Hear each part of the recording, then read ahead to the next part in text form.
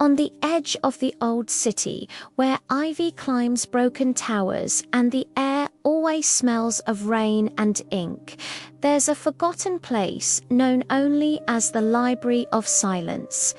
It was once the greatest magical archive in the world, but now it crumbles under dust and shadow.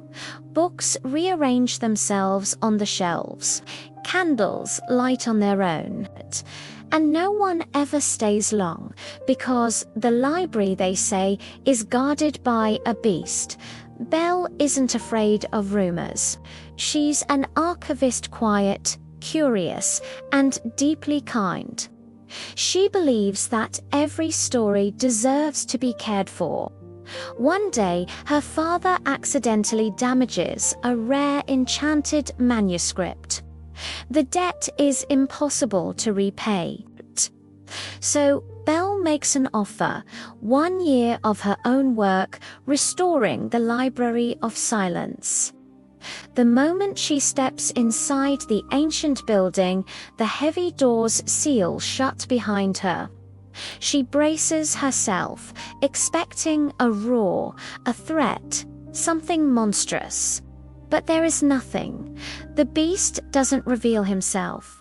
He simply watches. Hidden in the upper levels of the library lives Alaric. He was once a gifted sorcerer who tried to preserve all knowledge by silencing dangerous magic, but his spell backfired. The library absorbed his voice, his confidence, and wrapped him in living shadows that shift and writhe with his emotions. Ashamed of his failure and terrified of being seen, Alaric hides behind this shifting mask of darkness, avoiding all human contact. He is sure Belle will run, that she'll leave just like everyone else. But she doesn't. At first, their communication is silent and indirect. They leave notes for each other between the towering bookshelves. Messages scribbled on scraps of parchment. Questions slipped into the pages of returned volumes. Belle talks to the library itself while she works, her gentle voice echoing in the quiet halls. She's completely unaware that Alaric is listening to her every word from the shadows above. She starts a small ritual. Every afternoon, she brews tea and leaves an extra cup steaming by the fireplace. She finds books with torn pages and repairs them with meticulous care, whispering apologies to the stories they hold. She treats the library not as a prison, but as a living thing that needs kindness. And slowly, the library begins to respond. The dust settles. The shadows in the corners seem to soften. Books stop slamming shut in her presence. The air grows warmer, more welcoming. The magic of the place is changing, soothed by her gentle nature. When Belle finally realizes that the beast cannot speak, her curiosity isn't replaced by fear, but by compassion. She starts inventing new ways for them to communicate. She creates a system of color-coded bookmarks to share her thoughts on different passages. She starts a shared reading list, leaving books open for him on a large table.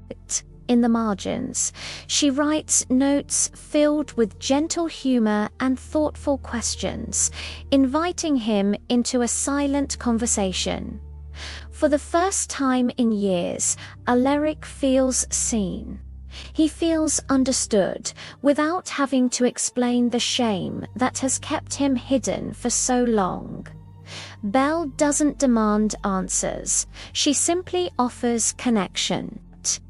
He begins to respond, leaving his own notes, his own marked pages, sharing pieces of himself, one quiet gesture at a time. The distance between the archivist and the beast begins to shrink, but the silence that brought them together is not harmless. The very magic that stole Alaric's voice is spreading. Entire sections of the library are going mute, spells are erased from their pages. Histories are vanishing, the ink fading into nothingness. The silence is a disease, and it's consuming everything Alaric tried to protect. Belle uncovers the terrifying truth. The library feeds on unspoken guilt. Alaric's silence, his shame over his past failure, is the very thing destroying it. The curse isn't just on him. It's on every story held within those walls. To break the curse, Alaric has to face the memory he buried deep inside himself. He has to confront the moment he cast that arrogant spell, a spell meant to control knowledge because he didn't trust people to use it wisely. He has to find his voice again, and Belle realizes she must help him, not with a magical counterspell, but with something far more powerful: honesty. She encourages him to share his story, not just in fragmented notes, but in its entirety. It's a terrifying request. To do so means he has to let go of the shadows he has used as a shield for so long.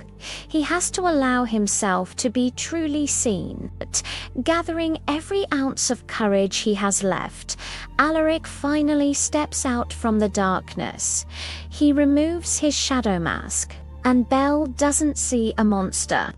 She sees a frightened man, his face scarred by years of regret. He takes a pen and a fresh sheet of parchment. Instead of hiding his story away, he writes his final confession in dark, clear ink. He writes about his pride, his fear, and his profound mistake. The moment the last word is written, the entire library takes a shuddering breath. Light floods the dusty corridors, and Alaric's voice returns. It's not loud, not perfect, but a quiet, raspy sound that is entirely his own. It's real. The curse breaks. Not through great beauty or epic bravery, or a dramatic sacrifice. It breaks through patience, kindness, and the simple courage to be seen for who you truly are. The Library of Silence reopens its doors to the world, no longer a prison, but a sanctuary, a place for lost stories, for healing, and for two people who learned that love doesn't always need grand speeches. Sometimes it begins with a shared book and a quiet cup of tea. Thanks so much for watching. But if you enjoyed this story, don't forget to like, subscribe, and hit that notification bell for more tales from the archives. See you next time.